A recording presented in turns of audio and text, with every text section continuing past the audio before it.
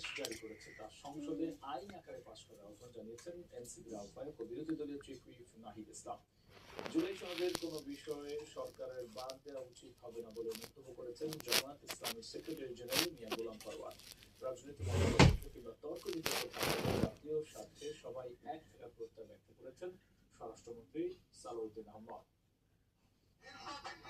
পালন করতে পারি, নিশ্চয়ই আমরা এই দেশ এবং এই দেশের যারা নাগরিক তাদের আমরা ভাগ্যে পরিবর্তন করতে সক্ষম। আমরা দুর্নীতিমুক্ত থেকে দায়িত্ব পালন সহ দেশ ও রাষ্ট্রের স্বার্থে গোপনীয়তার নিয়ম মেনে চলতে সরকারি কর্মকর্তা কর্মচারীদের নির্দেশনা দেন প্রধানমন্ত্রী।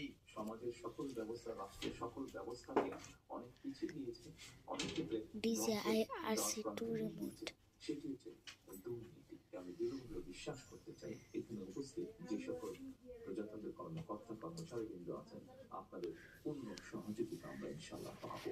আপনাদের সকল কাছে আমার অনুরোধ থাকবে আপনার স্ব অবস্থান থেকে যেখানে গোপনীয়তার বিষয় থাকবে সেখানে দয়া করে আপনারা রাষ্ট্রের স্বার্থে জনগণের স্বার্থে গোপনীয়তা রক্ষা করবেন।